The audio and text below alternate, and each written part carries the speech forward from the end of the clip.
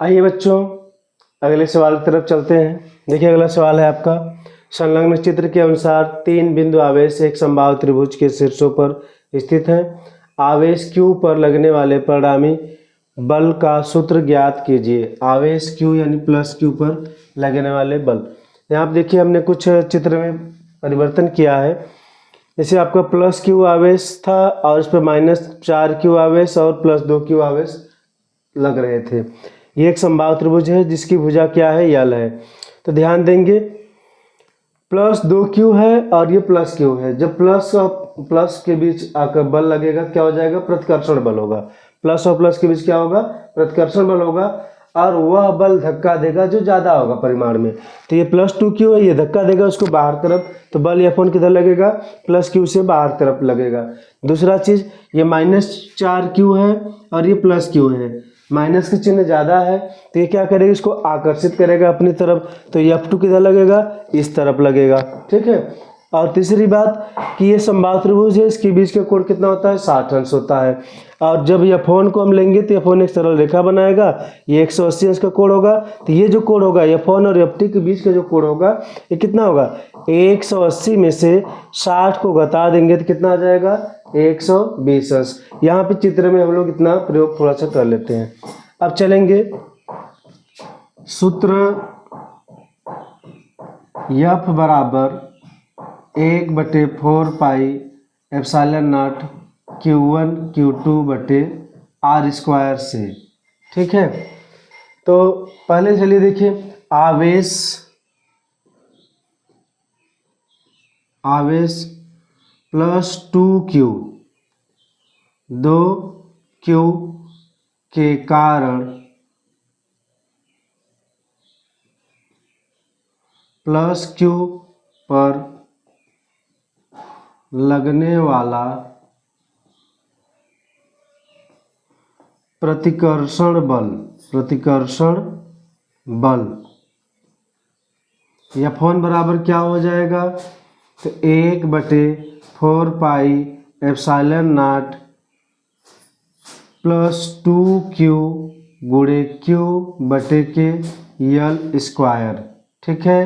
या आपका हो जाएगा 1/4 pi epsilon not 2Q square बटे के यल स्क्वायर। ये आपका हो जाएगा समीकरण नंबर 1। इसी प्रकार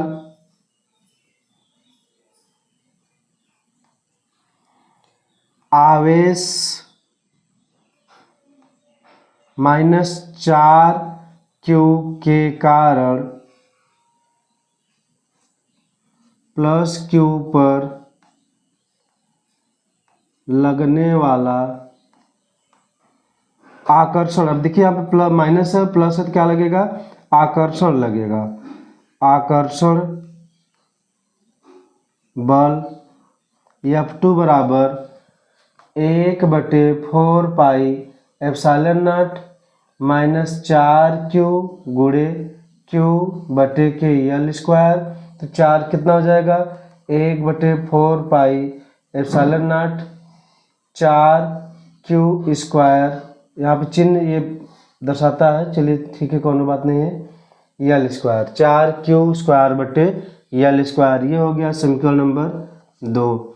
अब देखते हैं हम लोग थोड़ा सा कि जो F1 है ये कितना लग रहा है, 2Q स्क्वायर बटे यल स्क्वायर, ये 4 है, जस्ट इसका दोगुना आ रहा है, तो इसको इस तरीके से परिवर्तित कर देंगे।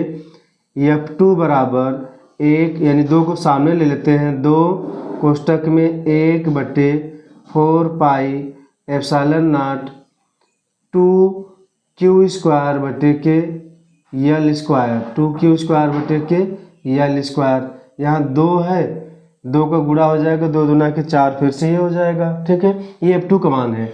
अब ये किसका, देखिए ये इतना मान किसका है, इतना मान है भैया आपका किसका, F1 का मान है। तो यहाँ पर रख देंगे 2F1। इतनी बात समझ में आई। ठीक है। अब देखिए, लिखेंगे कि Q पर लगने वाला परिणामी बल +Q पर लगने वाला परिणामी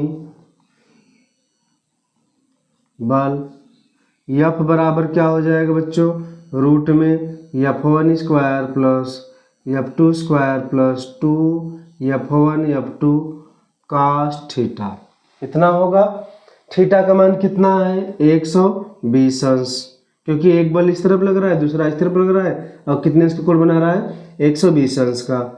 तो मान रखेंगे F1 स्क्वायर प्लस F2 की जगह हम क्या रखेंगे, F2 की जगह हम लोग लिख देंगे 2F1, कितना लिखेंगे 2F1 का स्क्वायर प्लस 2F1 गुणे F2 की जगह फिर से क्या लिखेंगे 2F1 cos 120 अंश। अब देखिए बच्चों यहाँ पे ये हो जाएगा F1 स्क्वायर प्लस 2 दूना के 4 F1 स्क्वायर प्लस 2 दूना के 4 F1 स्क्वायर गुणे cos 120 अंश का मान कितना होता है, तो -1/2 होता है। 2 से काट देंगे, 2 दूना के 4। अब यहाँ देखिए आपका हो जाएगा कुछ इस तरीके से, 4 1 5 और ये माइनस हो जाएगा, यानी 5F1 square minus 2F1 square. 5 में से 2 घटाइएगा तो क्या बचेगा, 3F1 स्क्वायर। F1 स्क्वायर है बाहर आ जाएगा, कड़ी में क्या बचेगा 3। तो यानी आपका आ जाएगा कड़ी में 3F1 किसके बराबर आया बच्चों, या F के। F का परिणामी क्या हो जाएगा, कड़ी में 3F1। अब बल किधर लगेगा, इसका परिणामी F1 की तरफ लगेगा। ठीक है।